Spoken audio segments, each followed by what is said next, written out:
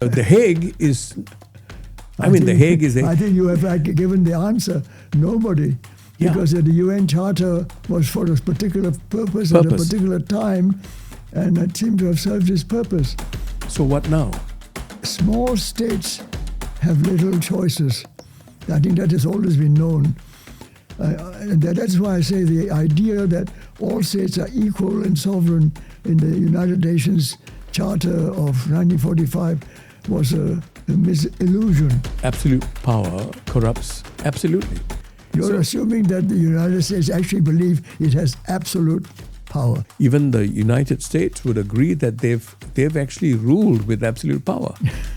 The need to dominate, the need to be powerful, to win, and to have the losers admit that they lost, that has not changed at all. Absolutely. Prof, you are a national treasure. Prof, it's such a privilege to be here, raring to go with you in this interview. How old are you? Nearly 96, about 3-4 months ago. 96 years. 95 and something. What's your secret? I'm just lucky. And probably my parents got something to do with it. I have no idea. Especially your mom, I guess. Especially my mom. She lived to 88. So. Wow. Yeah. And your dad? My dad died young. He was only 69 when he died. Yeah. I would consider you, the quintessential son of the Nusantara, the region, the Malay Archipelago. You were born in Surabaya, Indonesia. Mm-hmm. You were raised in Ipoh, Perak, and you did your undergraduate studies in Singapore, the Malayan University in Singapore. And of course, subsequently, you traveled all over. You were in Australia. You were Vice-Chancellor of the Hong Kong University. Yeah. You traveled quite frequently to China, right? My God, you are the son of this region. Well, so I think it's a long, long while. I wish I spent a little bit somewhere else for a change. No, but what did you gather in a nutshell, traveling, working in this region? Well, I found it such a fascinating place altogether. Everywhere there was something new to learn. Southeast Asia alone is a mixture of such a variety of people, cultures, languages, religions, customs, practices, different arts, dances, music. In the different countries, each of the 10 countries of Southeast Asia is different. So just visiting different ones, it keep you very busy, learning all the time. Yeah, and there were also plenty of wars during your time, correct? You would have seen most of the wars are actually nothing to do with the people within Southeast Asia. They were all wars brought to Southeast Asia by other people. The Chinese Civil War from the 20s to 1927 to 49. Yeah, but that's a civil war mainly in China. The real fighting over here is really over the expanding empires, commercial companies fighting with each other like the East India Company. Rivalry over economic interests. They were doing most of the fighting. When you look at the real fighting in Southeast Asia, they were only when the Portuguese came, because then they had ships which could travel long distances and fire cannons accurately.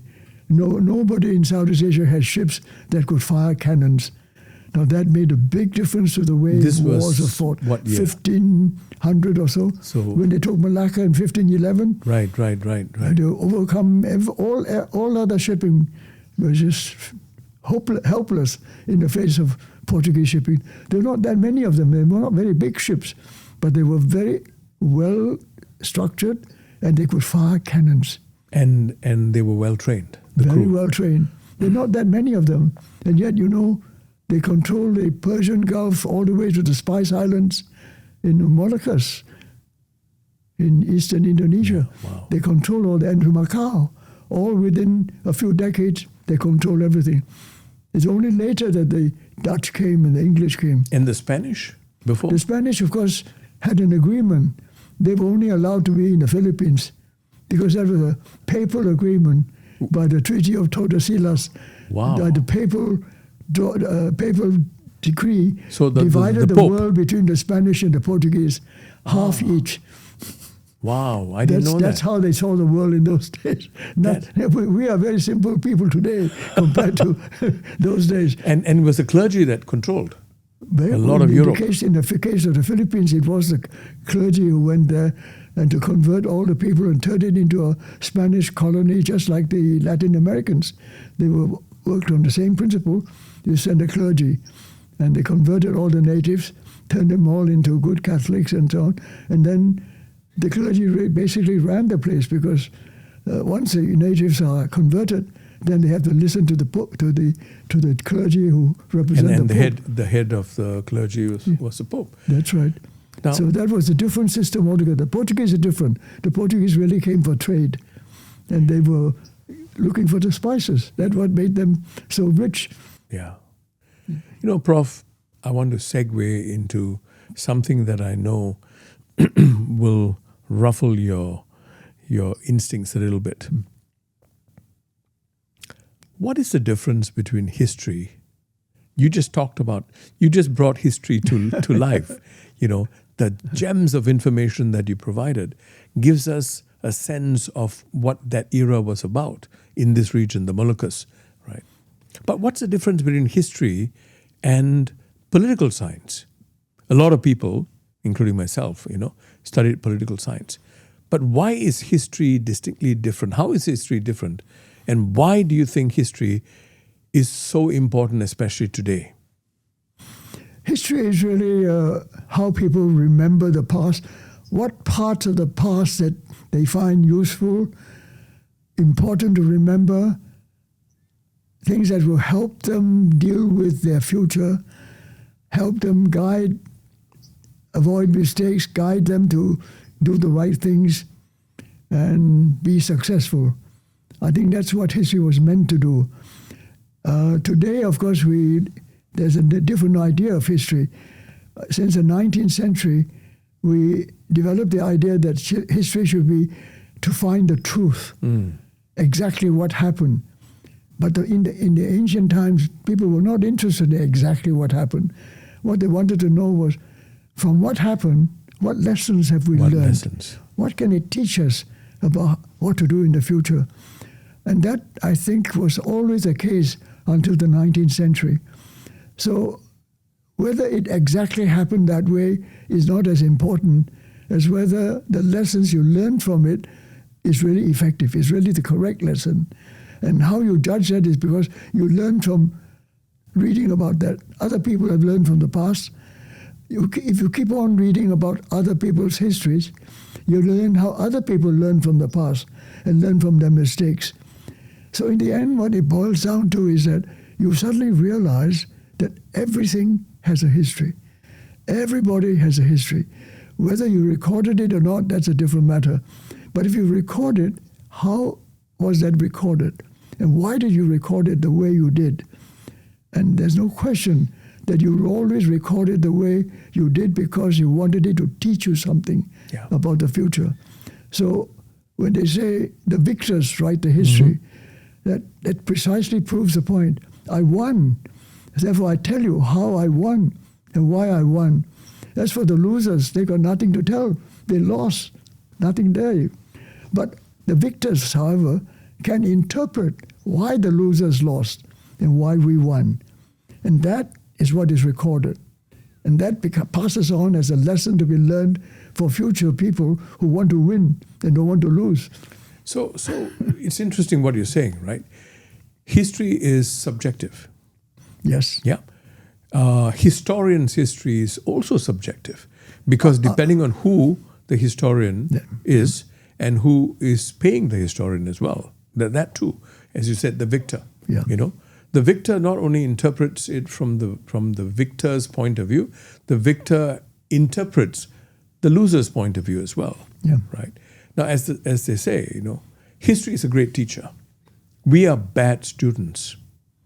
How would you interpret that statement? I wouldn't say that we're necessarily bad students. I think lots of people learn from history. I mean, you learn from history. That's why you won again and again. For example, you take all the Chinese dynasties and the emperors. They learn from the past. They don't make the same mistakes. They improve the next time. They win, and they win in a battlefield, or they win in the way they govern. They win the people's respect and why the people love them or do not like them. They learn about that. And other people do that in the same way. I mean, the Roman Empire recorded their history so that also they want to know why so-and-so was such a good emperor and so-and-so was such a bad emperor in order to teach others to do the same. So each group writes its own history for a certain purpose. And even religions do that. It's not only political people. I mean, religions record the history. I mean, the Old Testament or the Quran is an actual work of history. It records. It is. It records what happened to teach you how to be a good person, how you be righteous and ultimately go to heaven instead of going to hell, and why you do that. You learn from the past. And what is selected for you to learn is to enable you to go to the right place and not to the wrong place. So everybody's using the past in one way or the other. It is. So if we go back to the 1940s, just after the war, and the infamous Nuremberg trials, and the 12 people were sentenced to death, right? Now, the victors, of course, drove that. They used their morality to shape the world after that. If you fast forward today, some of the aggressors are the winners of that war, right? The US, Russia. US, Russia. Let's not talk about the other three. But today, they are supposed to be playing the role of the global policeman. But they are the ones who are perpetrating what I would consider illegal war. The war on Iran is an illegal war. The 2003 invasion of Iraq was also not sanctioned by the United Nations or any other body. It was done unilaterally. The incursion, the Russian incursion into Ukraine was clearly illegal. Is there a difference between a war being illegal and a war being just? So they are justifying the war even though it's illegal. You see, this comes back to something very fundamental about what we mean by law. Are we sure that law is really universal to all people with different historical backgrounds, different religions, different cultural values, and so on? We know the international law of the United Nations as a set of laws that were devised after 1945. I think they were excellent for its time. Yeah. In 1945, we were extremely fortunate that this set of laws was learned from the First War, World War II, World War II. We learned the lessons and we tried to create a world in which we will not have those wars again. Yes. And I think the whole world appreciated that. Yeah. But still it was a victor's law. Yes. And those laws were drawn up by people who won, and on the principles that they believed. Why they won is because they observed certain principles. And they made that into law. But law is one thing to dictate and just put down in writing. Who enforces the law? That was never very clear. Yeah. So even from the beginning, it was quite clear that nobody could really enforce it because there was a Cold War, or an ideological war between U.S. and its allies, and the Soviet Union and its allies. And they were non-negotiable. Yeah. And so they stood opposed to each other. But with nuclear weapons, there was no question of fighting a war because the use of that would destroy all of us. Yeah. So that held them back from fighting each other, but they could always fight through their proxies. Yes. And they did. And as long as they did that, the laws didn't apply. Because if I'm fighting through a proxy, I didn't ask them to fight, but they're fighting for their own reasons. Correct. But I support them because they're my allies, and you support yours because you're allies. So there are other principles coming which have nothing to do with the law. Yeah. That becomes national interest, the interest of of the winner, who wants to win, who doesn't want to lose, and who wants to lose. So everybody wants to win, so we'll do whatever is possible to win. So, and if the law stands in the way, you either ignore it or try to change it. But in the end, the question is who enforces the law. Hardly any Asian country had a seat over there. The Republic of China had a seat. Had a seat, but it was clearly under the thumb of the United States who protected it. Yes.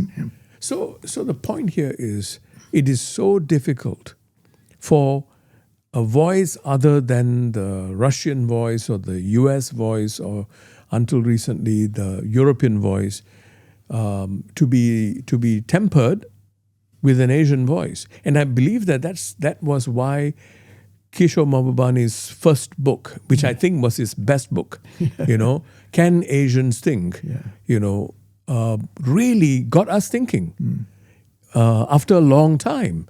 And I remember reading that book at one go and telling Kishore that it really made me think about the time, whether this is the time for us to start asking those inconvenient questions, right?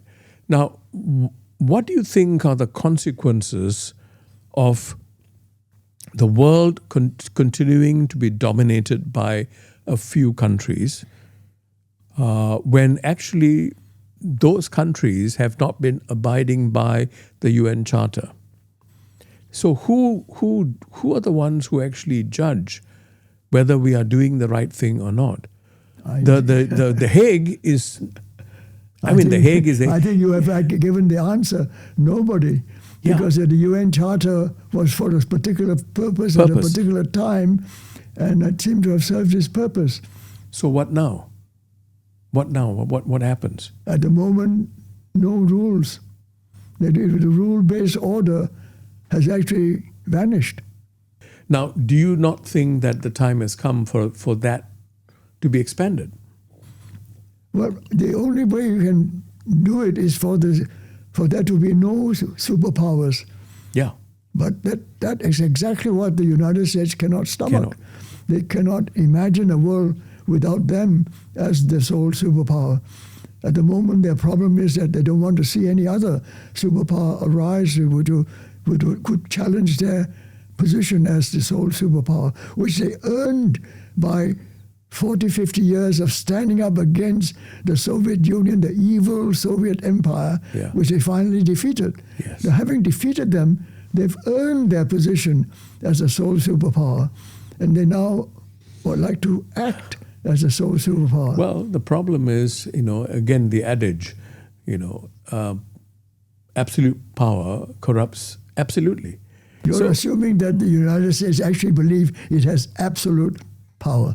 I think it has actually, even the United States would agree that they've actually ruled with absolute power.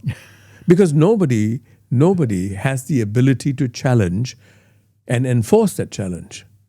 You can't. And I'm not suggesting that the United States was always an evil force or whatever. No, I'm not saying that. I think that they are the best option for a global policeman. I think they had the best intentions. They had the best until a certain point in time. They actually set up those new rules, quite genuinely believing they were the best possible rules. But do you not think that there's been an erosion of the quality of the American leadership over the years?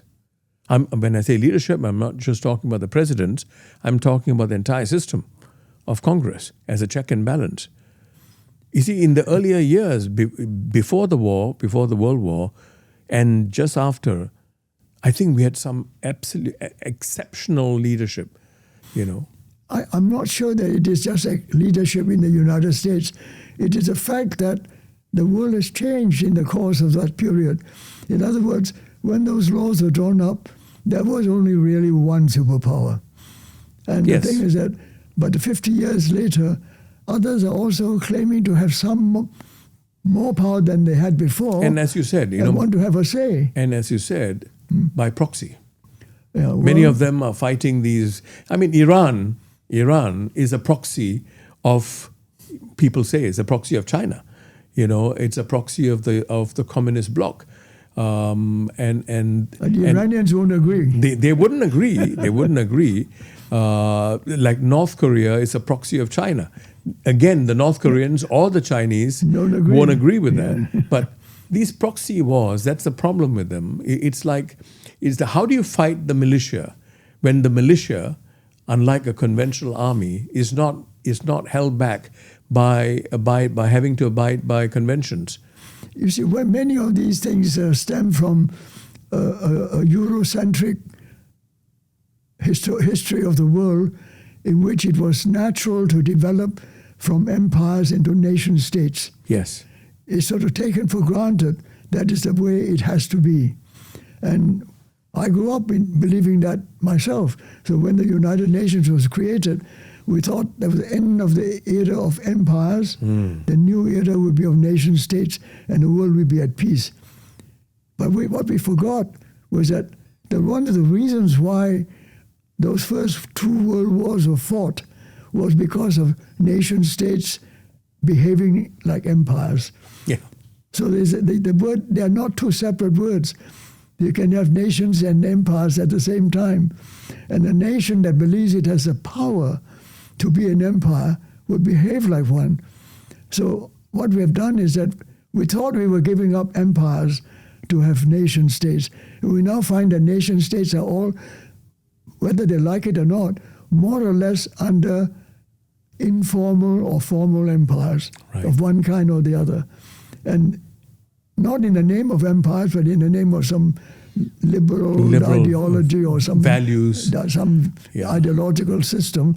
There are different ways of putting it, but in effect, they are actually acting like empires. And the nation states have to pick and choose which empire to belong to. And the nation states do not have the kind of sovereignty that we were promised in 1945. We actually innocently believed that nation states will all be sovereign and equal, and all of us will be equal. So that the smallest states like Nauru is the same as the United States of America. Only one vote in the United Nations. Is that why the non-aligned movement started by India, initiated by India, failed? Well, the fact is that they pretended that they had enough to stand in between and not join the Cold War.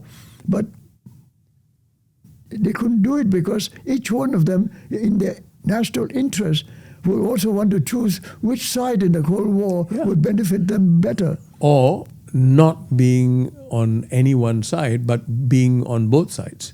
Yes, even that. Even that, if you can manage that. If you can manage. Now, when you talked about ideology and principles, what comes to my mind is, a couple of month back, our foreign minister, Vivian Balakrishnan, made a very strong statement in Parliament, I believe, where he said that we will not negotiate, I'm paraphrasing, we will not negotiate with Iran on the Strait of Hormuz. We will not negotiate, and it's a matter of principle. It made sense on the one hand, because Singapore has always said we decide on principle, not on political alignment. But was it really principle or was it self-interest? You see, small states have little choices. I think that has always been known. And that's why I say the idea that all states are equal and sovereign in the United Nations Charter of 1945 was a misillusion. And we actually believed it, but we were too innocent. We thought it was so new. Right. But it is not true, never been true. It has always been so that small states have to make up their minds which of the bigger states they should align with, or at least be more friendly with than another one. So those decisions are based on what we call national interest. But the national interest of a small state is very different from the national interest of the United States or China or Russia. Those are enormous countries. Their idea of a national interest may mean that all of you have to listen to them. That's in their national interest. But that's not what a small state can claim.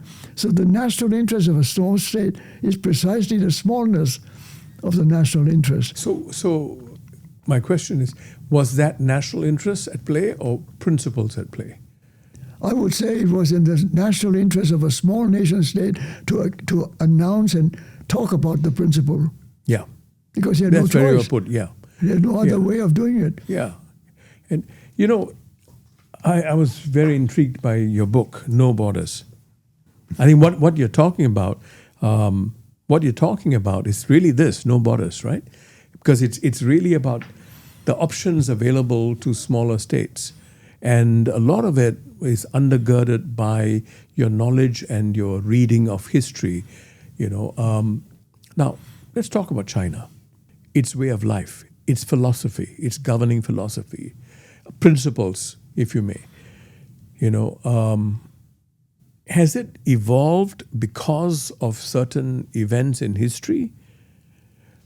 Is China taking such a firm stance on Taiwan, on South China Sea, that appears to be unreasonable, unrealistic, but they are taking that stance? Is that linked to the 99 years of shame when they lost the sovereignty of Hong Kong and Kowloon and Macau?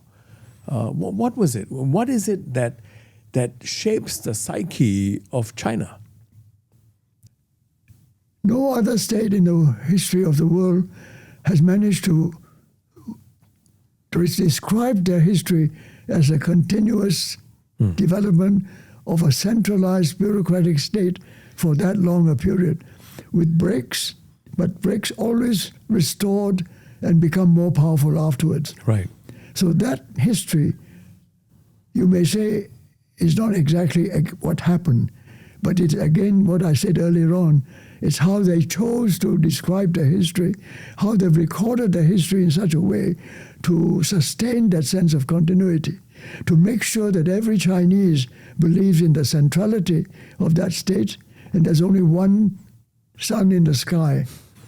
Now that faith of unity and continuity, and it's based on centralized authority, a bureaucratic state that controls everything within its own borders, right, is something that Chinese people have all along accepted as the norm.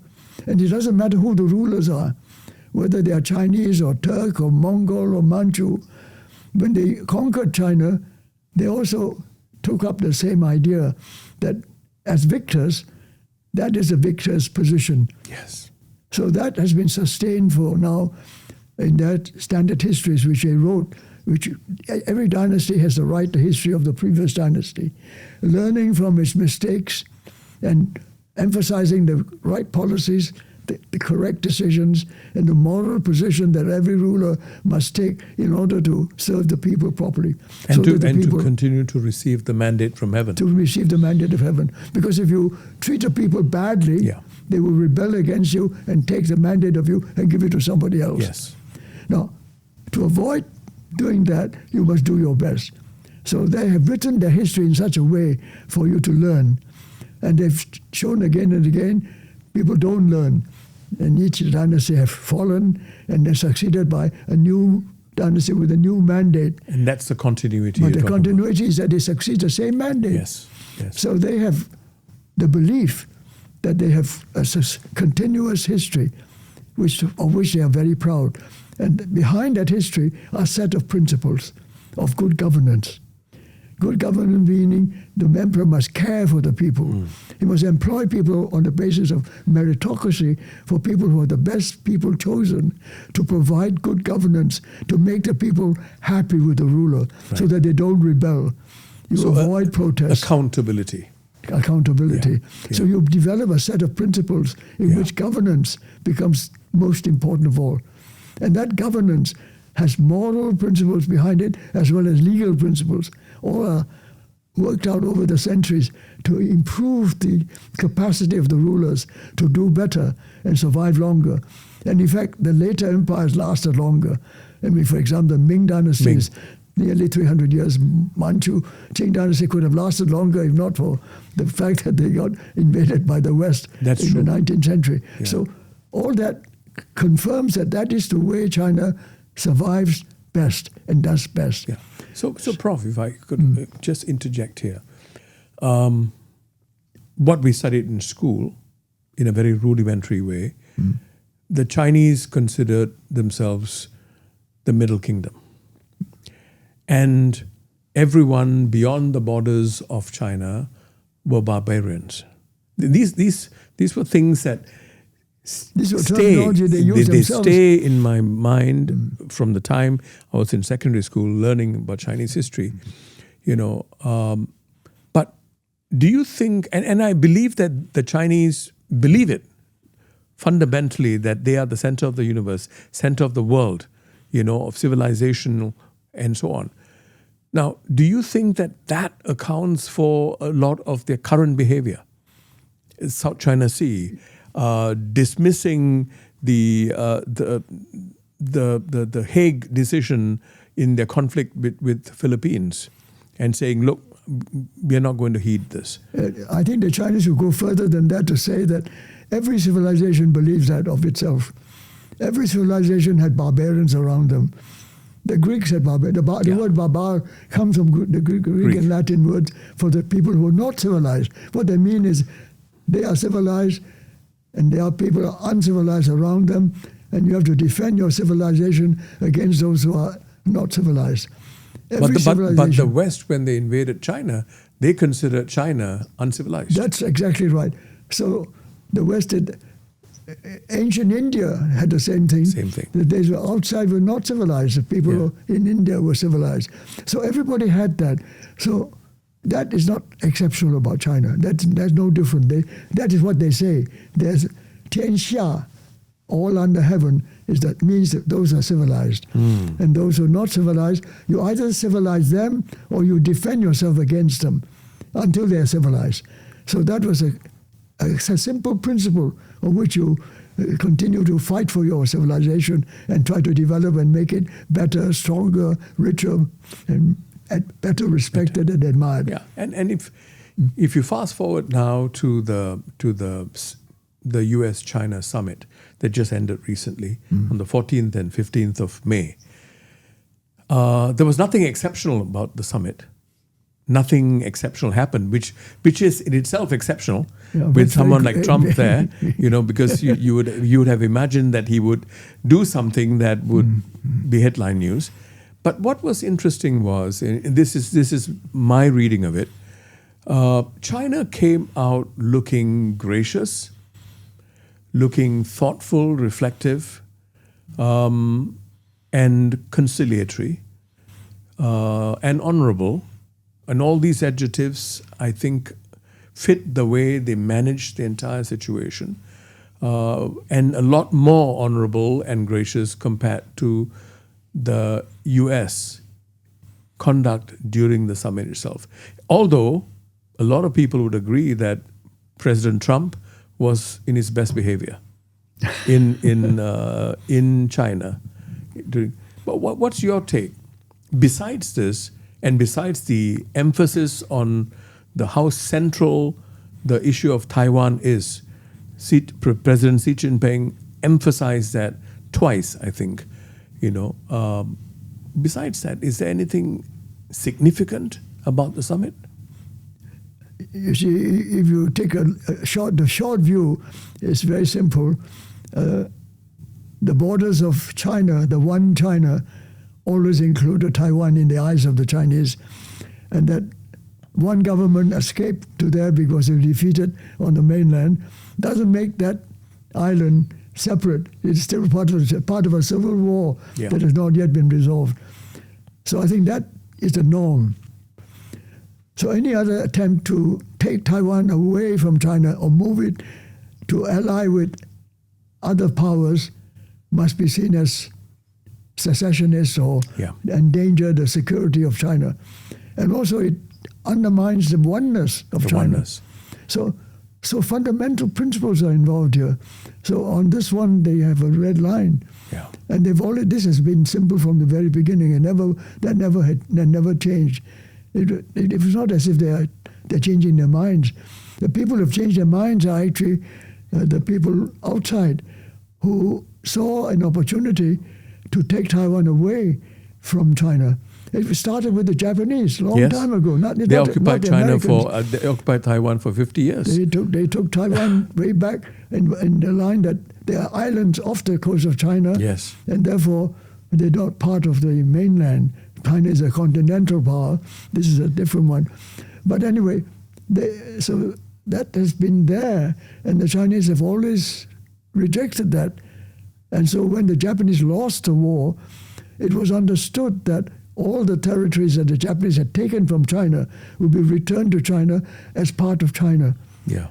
So bearing that in mind, why are there people out there in the eyes of the Chinese trying to take Taiwan away from China and encourage the Taiwanese to separate from China and look to the United States or look to Japan for support against China, even if they don't declare themselves independent, nevertheless, always to be separate from China.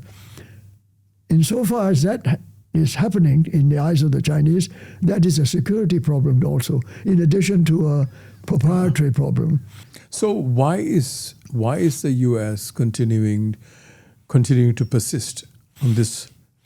Because line? I think it was part of the Cold War. You see, this is old history. Part of the Cold War, because when the Republic of China moved to Taiwan, the Korean War started, and the PRC, People's Republic of China, was seen as an ally of the Soviet Union, and somehow Mao Zedong was obeying Stalin's orders to send their troops into North Korea. So then they became a part of the Cold War. And therefore, the Taiwan was now on their side of the Cold War. They must defend it as the front line of the Cold War. And so once it was interpreted that way, and Chiang Kai-shek, of course, always said, and the interesting thing is Chiang Kai-shek always said there's only one China. And his job was to try to get help to ensure that there's a chance for Taiwan to take back the mainland with American help. So, Prof, to shift gears a little bit, 1972 rapprochement, U.S.-China, right, with President Nixon making that historic visit to China.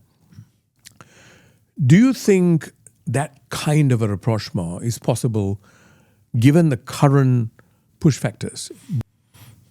You see, you call it a rapprochement. I wouldn't have described it as such. It was a diplomatic victory for the United States to get China away from the Soviet Union. Actually, China was already moving away from the Soviet Union. This emphasized a break with the Soviet Union that isolated, at least stopped Russia from having any influence in China. So there was a diplomatic victory for Nixon. Yes. It was also, to some extent, for Mao Zedong because it protected China from Soviet Union. Yes. So everybody was happy. So you can call it a rapprochement in that sense. But once the Cold War was lost by the Soviet Union, America didn't need China anymore. What then was then to see in the future, they won the Cold War, they're the sole superpower. Is there anybody out there likely ever to threaten us? And the strategists in the Pentagon in the 1990s already said the only possible one out there is China. Already, I remember reading at the time and met some people who thought like that already. Whose presidency was it? Whose presidency? Is it under Clinton? Clinton. Yeah, because after the Cold War. Correct. after Elder Bush had lost to Clinton. Yes. And they looked around and said, nobody else can ever threaten the United States. Only one, potentially possible one, is China. They already saw that because the Soviet Union had been gone. So do we start a new Cold War against China? That was debated. But that was when the Chinese started to develop economically, and in fact sought to be very capitalist in its economic acceptance of the global economy. And they joined in entrepreneurially, very successful and doing very well. And they wanted to join the World Trade Organization. Now, in that debate, you can see that debate was vital, because that debate was, can we take China out of that frame, or are we faced with a second Cold War? And there were those who believed that if you let the Chinese be more and more capitalist, ultimately they will develop a middle class, and they will themselves become more like us. And then they will no longer be a threat. They'll join us. So that debate, I think, troubled Clinton for quite a while. And Clinton was not convinced for a while. But finally, for a reason I'm not too clear, he accepted it. He allowed China to be a member of the World Trade Organization under certain conditions, and gave them certain exceptions, allowing them, therefore, to make use of the World Trade Organization's principles and so on, to develop the economy, bring in foreign investments on a scale which is unbelievable. And of course, the capitalists moved into China in a way which... And many of them were from America.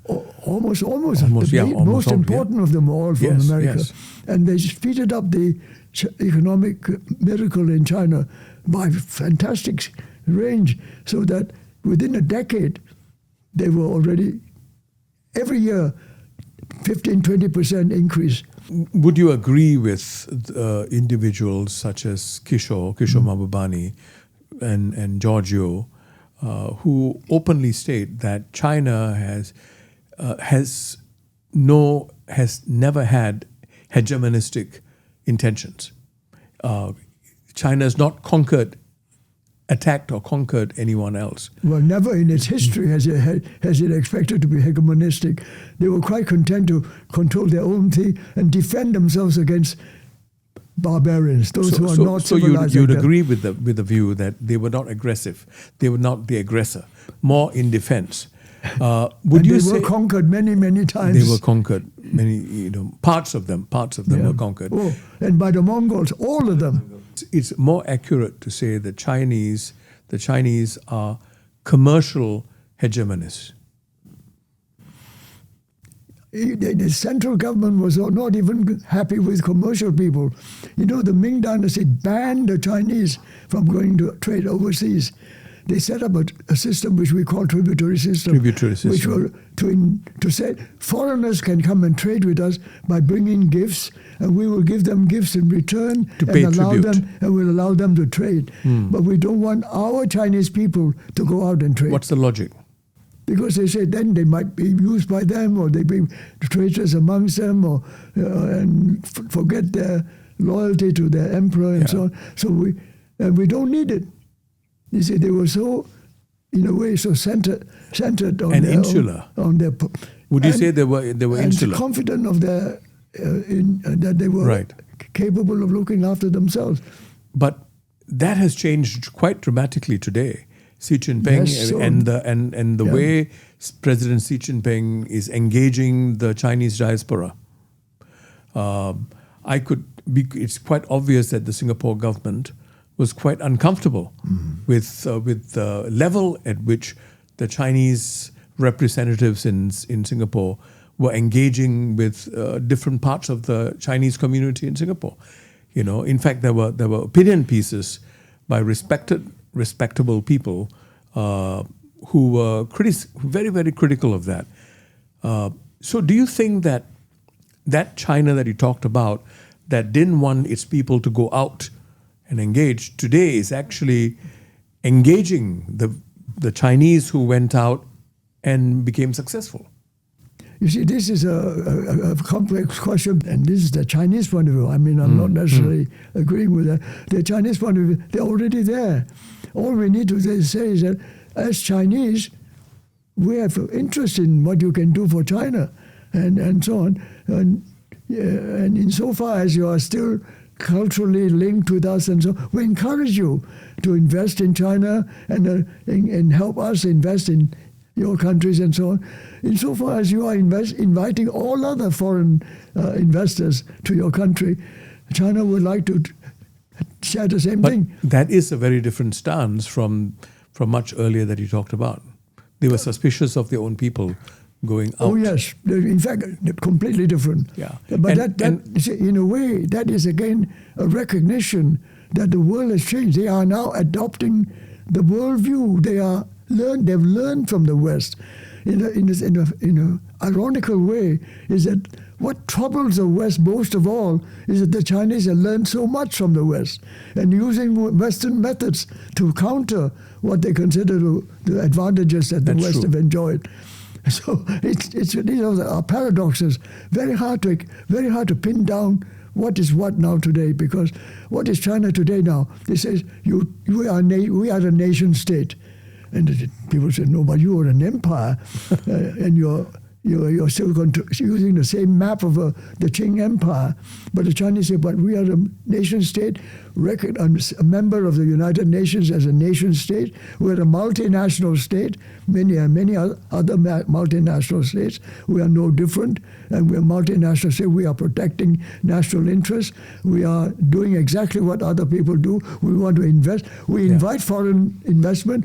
We would like you to invite us as foreign investors when we have the money. Yeah. So now, this is normal. It is. It's normal. In fact, some argue that India does that as well. India has the largest diaspora, larger than Chinese, and they are engaging. Yeah. Especially Prime Minister Modi is engaging the Indian diaspora. We are coming to the end of the interview. It's fascinating the kind of insights that you're providing. Now, I'd like to focus on the word civilization, right? Which is different from a state and a nation state or culture. As culture, civilization, and I can't help but be reminded of how Professor Samuel Huntington's book, The Clash of Civilizations, was poo-pooed by many intellectuals around the world as being simplistic, But actually, I find that a lot of what's going on today is going back to the points that he raised, that there is a civilizational clash. And many in the world, especially the Chinese, would say that China, India, they are civilizations. The US is not a civilization. I'd like your thoughts on this. Well, let me say that if we go back to Huntington, people poo-pooed his book because people said civilizations don't clash. What clashes are political people making use of civilizations. In the name of civilizations, fight each other for dominance. So they put it on that grounds that Huntington was wrong to say it's a clash of civilization. He's a political scientist. He's only talking about power. Or people using... He's not a historian. Or abusing civilizations for the sake of political dominance. And to that extent, Huntington is probably... He didn't make it clear, but that is what he meant. Yes. And in that sense, he's probably correct. It was powers, in the name of civilizations, doing that. In that sense, America, it represents a civilization. Not America, it represents Western civilization. Modern Western civilizations that now say that represents universal values. And if you don't follow that, you are against civilization. Yeah. You're not civilized if you don't accept those universal values which we had defined in the United Nations organization in 1945 by the West. And if you don't accept that, you're not civilized. Then we have the right to fight you. So again, they are actually fighting in the name of civilization without calling it. Yes. Anglo-America leading the whole Western. So it's not American. It's not American. It's Anglo-American. Yeah, it's a Roman Empire. Yeah. I call it the Mediterranean civilization that became the Renaissance, Reformation into Enlightenment, Anglo-American at North Atlantic civilization. And Huntington is right to say they have been opposed by what they call Islamic and Chinese civilization. He didn't even take Indian civilizations seriously. He didn't name them as being a danger because he's a political scientist. He's talking about power. Yeah. He's not talking about civilizations. Prof, I'd like you to have the last word in this interview. Could you state categorically what you think needs to be done to improve people's understanding of history and the importance of that understanding? I think there are jobs to be done by people who continually remind people that everything has a history and every history has something to tell us about our present and possibly help us with our future. It certainly helps us understand the present. And if you accept that general principle and then look upon the past not as something to be forgotten and just for storytelling and so on, but to actually look out for those things in the past which actually tell us something, which might help us understand the present better. I believe that the past actually has a lot of things to tell us. We will never learn from the past in the same way because nothing is ever the same. The past is very different. The conditions are different, but there are always certain general principles about us as human beings. Human beings haven't changed all that much. Human beings are still basically what we are. We are nice, gentle, but we're also aggressive and greedy. We are corrupt, and we are all these things are there all the time. They are universal. They are there all the time. And the fact is that we have different skills and technologies and methodologies to make ourselves more greedy, more corrupt, and more powerful, and more greater capacity to bully and dominate than ever before. In the past, we could only dominate our little valley or our little tribe, but now we can hope to dominate the world, maybe cyberspace and the moon as well. So these are our ambitions. But the brain behind it, the need to dominate, the need to be powerful, to win, and to have the losers admit that they lost, that has not changed at all. Absolutely. Prof, you are a national treasure. Wishing you more good years. Thank you, sir. Thank you, Viswa. You're very kind. You exposed me to all these rough ideas. Which you Did you enjoy the interview? That's what's important.